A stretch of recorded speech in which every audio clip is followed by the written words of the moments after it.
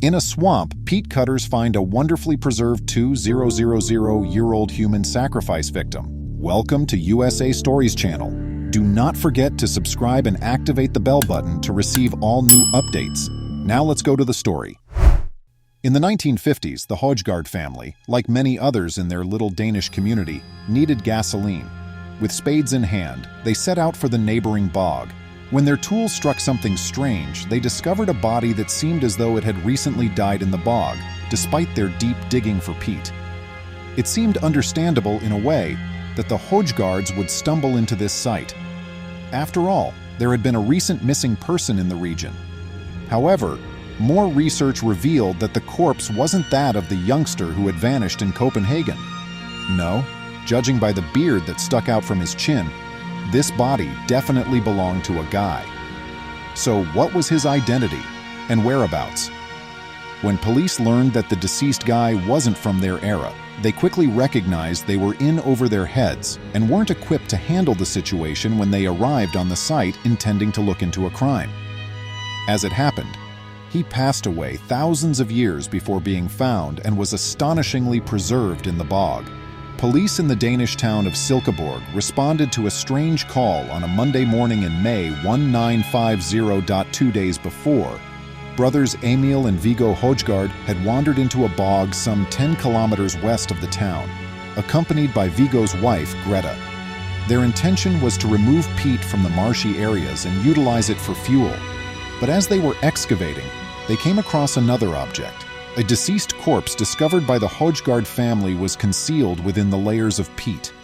Anyone would be frightened by the discovery of a corpse in such a manner, but the state of this one was just terrifying. Specifically, the unnamed person's neck was wrapped in a plaited rope, which probably signifies how they passed away. Beyond that, the dead was only sporting an antiquated-looking sheepskin cap. The skin on the body was likewise quite tanned. Examining the corpse's face up close revealed that stubble was protruding from the chin and upper lip region. Naturally, the Højgaards duly contacted Silkeborg police after discovering what seemed to be a man's body. The news that a youngster from Copenhagen had gone missing on the Jutland Peninsula and that a body had shown up in a bog in the same area was one of the main reasons they sounded the alarm. Examining the corpse's face in more detail showed that it was not the missing Copenhagen schoolboy. After all, facial hair was growing out of its chin. Still, the corpse was so well preserved that the Højgaards thought they had found the remains of a recent murder victim. However, after police learned more about the body's discovery, they came to the conclusion that the Højgaards might not have contacted the appropriate authorities. The corpse was discovered at a depth of more than 8 feet, according to the family. Furthermore, they stated that they did not notice any indications that anyone else had lately excavated in that region. As a result, the police recognized that the specialists at the nearby Silkeborg Museum had more expertise in this area than a detective would.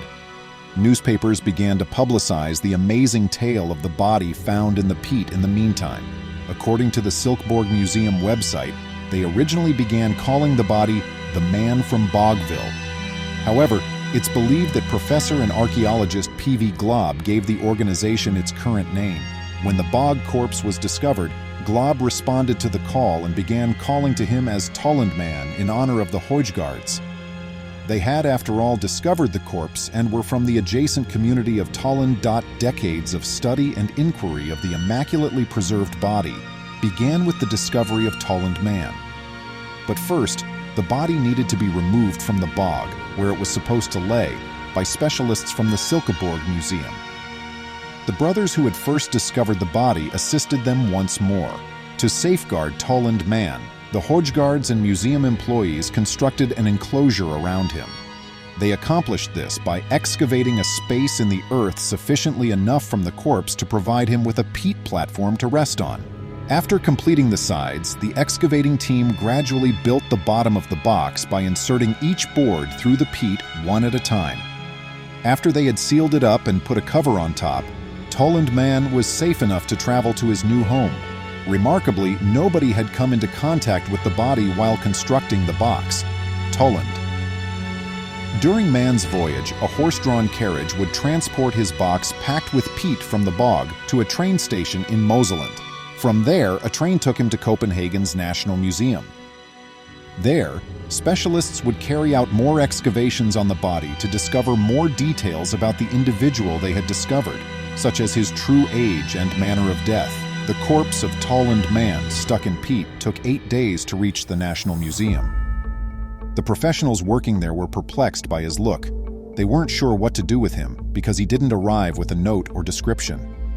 But finally, under the direction of conservator Knud Thorvaldsen, they started an open-air excavation of the body in the museum courtyard. When Toland man was placed in the courtyard, onlookers could view him unguarded, and many were shocked to find the face of the corpse still whole. As stated on the Silkeborg Museum website, the remarkably preserved face instantly captivated the attention of every onlooker. The Toland man was photographed by museum employees under the direction of Thorvaldsen, and then he was sent to Bispebjerg Hospital. To find out more about Toland man, physicians Christian Bostrup and Wilhelm Friis Vinding performed a number of medical investigations at Bispebjerg Hospital. They began by examining the reason of his death. He could have been strangled or hanged to death because of the rope that was wound around his neck. The final report said that the forensic examiner ruled out strangling, since it was highly unlikely that the rope was used for strangulation based on how it was positioned around the neck of the victim. Nonetheless, there was an unusual absence of damage to the neck and chin bones for a hanging victim. The rope left marks around Toland man's neck and chin, indicating that pressure had been applied there, but there were no similar marks at the back of the neck. Given that the rope would have needed to be fastened at that place, Toland man would have had ligature marks there if he had been strangled. The first results of Bispebjerg Hospital have been supported by additional investigations on Toland man. Since then, radiography has shown that inside pressure caused the corpse's tongue to swell. Such a side effect would result with hanging death. Interestingly, Toland man's vertebrae did not fracture or exhibit any damage, indicating that asphyxia had killed him from hanging. Another explanation regarding the centuries-old death in the Danish bog was supported by the fact that the Højgaards had found the body of Toland man at all. Experts concur that it is improbable that Toland man was hung for a transgression. His remains would have been incinerated if that had occurred. Murder also felt like a strange way to die. Rather, academics believed that Toland man's demise was a component of a ceremony. Because bogs were considered exceptional sites by early Europeans, they came to think this. Ultimately, people had mistaken the light gases coming from the bog, known as will-o'-the-wisps, for fluttering fairies. Considering all of these, specialists think that Toland, the death of man, was a sacrifice, maybe made in exchange for fertility. After that, his community carefully selected the bog as his ultimate resting place. Maybe he could live forever in such a magnificent setting. And maybe he did, given how well preserved he was even after spending millennia in the peat. In fact, even though it had become smaller over time, Toland man's brain was still intact. Considering the age of the body, his organs continued to remain in comparable perfect shape. As we'll see, Toland man's estimated chronological age was amended from the results of radiocarbon dating, which put him between 375 and 210 BC. He was 40 years old when he passed away. An inspection of the Toland man's stomach was part of the medical checkup. There was a quarter liter of partially digested food left over, suggesting it was his final meal. A form of porridge or gruel consisting of flax, barley, and knotgrass was ingested by Toland man, maybe even a day before to his death. These particulars demonstrate just how well preserved Toland man was. Not everyone thought it was proper to showcase such a find, however how astounding it was. The head of the National Museum's Prehistoric Division, Circle Matheson, thought it would be too gory to show Toland man's full body on exhibit. Therefore, Toland man's head was cut off from his body by the Bispebjerg Hospital team following the completion of their autopsy. In this manner, museums may showcase the immaculate skull on its own. Since then, the corpse has dried out, leaving only the bones of the Toland man. However, these fragments could come in handy for DNA testing in the future. Of course, the reason Toland man stayed so well preserved for such a long time is the reason researchers have access to all of this data. The bog, long thought by the villagers to be mystical, was a major factor in his centuries-long condition of purity. It was actually a sort of magic. Smithsonian Magazine said of the bog in May 2017 that it has a unique chemistry. The bog itself is where the magic begins. It forms in a very specific way. Particularly raised bogs are excellent preservation sites. It all begins when water cannot be allowed to drain from a certain location, which prevents plants from decomposing and decaying as they should. This also covers up with sphagnum moss over time. Rainwater continues to fill the elevated bog, but it is low in nutrients and oxygen. Rather, the water turns very acidic, which inhibits the growth of microorganisms.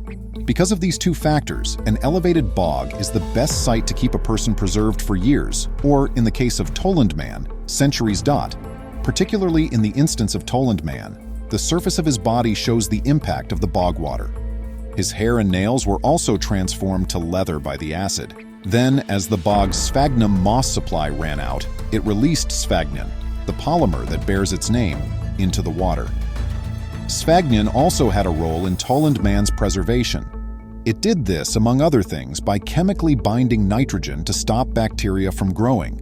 In addition to aiding in the mummification of the body, it also removed calcium from Toland Man's bones, explaining why, when uncovered, he appeared somewhat rubbery. Experts are left with unanswered questions concerning Toland Man and the other remains they have found in comparable bogs around Europe in light of the science. The main question they have is if the people left so many corpses in the bog because they knew it would keep the remains of their sacrifices preserved. A hypothesis like that makes logical. It's possible that the corpses served as guardians to help the remaining members of the clan enter the afterlife. However, this theory, like most others about bog corpses, is based mostly on speculation. Ultimately, a large number of the villages these bodies originated from did not maintain written records. Experts are certain about the manner in which every bog body, including Toland Man, met their demise. Many of them died quite deliberately and ended up in their last resting place. Toland Man was executed by hanging, although horrifying injuries have also been inflicted by stabbing, strangling, and even blows to the skull. Toland Man keeps disclosing tidbits of information about himself and his era as time goes on and technology advances. For example, the Silkeborg Museum recently revealed that the age of the Toland Man has been revised using a more contemporary aging method known as ultrafiltration. In actuality, he had lived between 405 and 380 BC, a fact that could be declared with over 95% confidence. Of course, not all of the developments surrounding Toland Man have anything to do with science. Some are even more intriguing than the body's discovery. For example, the Silkeborg Museum received a phone call in October 2016 with an intriguing query. "I possess one of Toland Man's big toes," they declared. "Do you think it should be shown at the museum?" It found out that scientists had cut the corpse into distinct portions during the excavation and autopsy of Toland Man. Not only did they detach the head to show it alone, of course, but they also separated other body parts. It was discovered that Toland Man's big toe had been sawed off during the 1980s effort to locate all the missing pieces. There had long been rumors that Toland Man's toe had been severed by a conservator by the name of Borge Brorson Christensen. As it happened, following her father's death, Berta, his daughter, phoned up to return the phalange. And that is just another way that Toland Man still arouses curiosity and wonder thousands of years after he lived. Please remember to subscribe to our channel, give us a thumbs up, and turn on the notification bell so you won't miss any of our videos. If you enjoyed the tale, the next video that plays on your screen will probably move you too.